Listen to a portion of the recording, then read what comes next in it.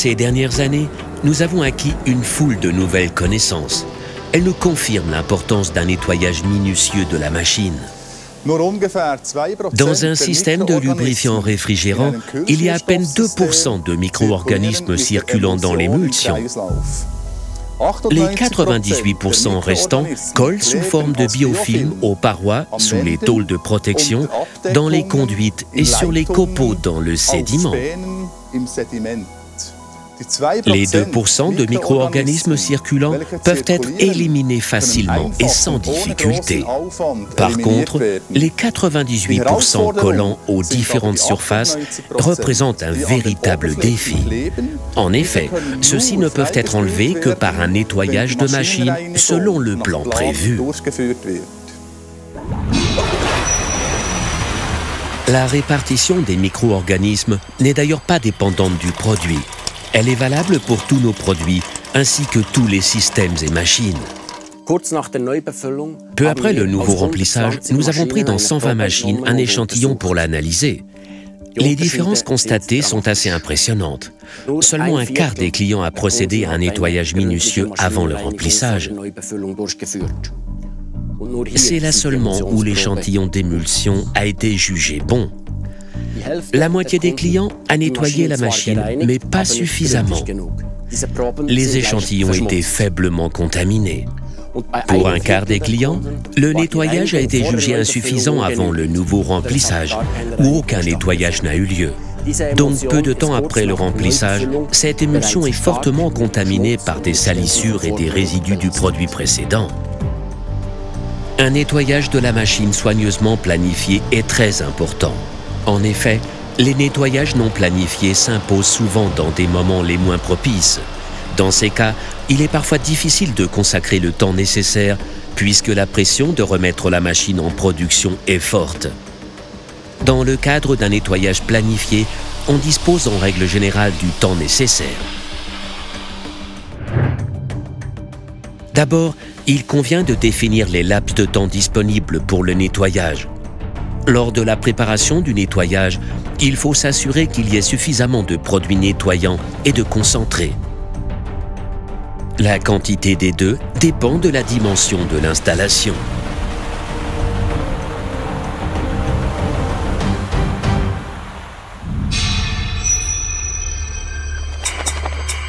Avant un nouveau remplissage, nettoyez soigneusement la machine. Ceci est déterminant pour une longue durée de vie de l'émulsion et la stabilité des processus de production. Avant l'opération de nettoyage effective, ajoutez à l'émulsion usée du nettoyant de système Blaser pendant l'usinage.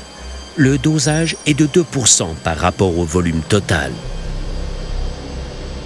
Avec ce mélange, on continue à travailler normalement afin qu'il puisse bien circuler dans le système. En principe, les résultats sont bien meilleurs avec un temps d'action prolongé. Pour des machines fortement salies, augmentez le dosage du nettoyant à 3%. Pour le nettoyage mécanique, arrêtez la machine par mesure de sécurité. Enlevez tous les appareils périphériques et le matériel autour de la machine. Enlevez les pédales et les autres équipements accessoires, puis mettez-les de côté pour le nettoyage. Enlevez les copeaux et l'huile du sol et des surfaces de travail.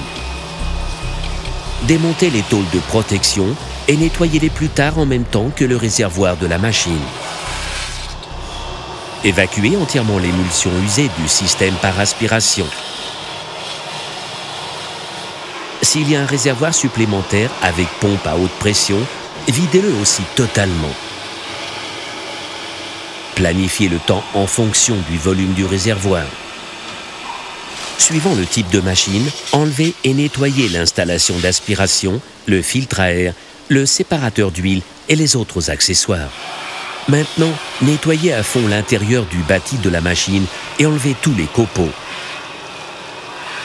Nettoyez aussi les parties difficiles d'accès de la machine. Ensuite, aspirez le reste d'émulsion de tous les réservoirs de la machine.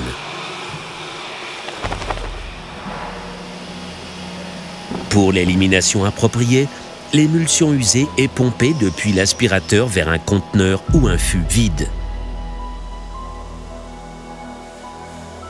Pour des systèmes de filtre à bande, du papier filtrant neuf doit être disponible. Enlevez le liquide résiduel du récipient de filtre et nettoyez l'intérieur du récipient. Lavez à fond le panier de filtre. Nettoyez le convoyeur de copeaux le mieux possible et enlevez les copeaux et résidus. Si possible, démontez le convoyeur de copeaux pour le nettoyage. Du fait que ce nettoyage est assez long, il convient de prévoir suffisamment de temps. Démontez les pompes principales de lubrifiant réfrigérant et détachez-les du réservoir pour le nettoyage. Si possible, retirez le réservoir de lubrifiant réfrigérant du dessous de la machine pour le nettoyage à fond. Enlevez tous les copeaux avec l'aspirateur. Nettoyez avec un chiffon le réservoir à l'extérieur ainsi que la zone de travail autour de la machine. Après le nettoyage, remontez les pompes principales de lubrifiant réfrigérant ainsi que toutes les tôles de protection nettoyées. Réinstallez les tuyaux et raccordements électriques.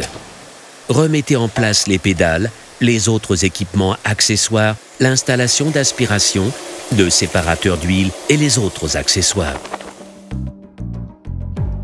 Maintenant, on passe à l'opération de rinçage. Pour cela, le réservoir est rempli avec une nouvelle émulsion concentrée à 2% du nouveau produit. Un remplissage jusqu'au niveau de fonctionnement est conseillé afin d'enlever par rinçage tous les résidus de façon optimale. Après ce remplissage de la nouvelle émulsion concentrée à 2%, réenclenchez le système de lubrifiant réfrigérant et rincez pendant au moins 30 minutes. Pendant ce temps, contrôlez qu'il ne se produise pas de fuite et que tous les tuyaux et le pistolet de lubrifiant réfrigérant soient bien rincés. Après ce rinçage de 30 minutes, l'émulsion est complètement vidée par aspiration.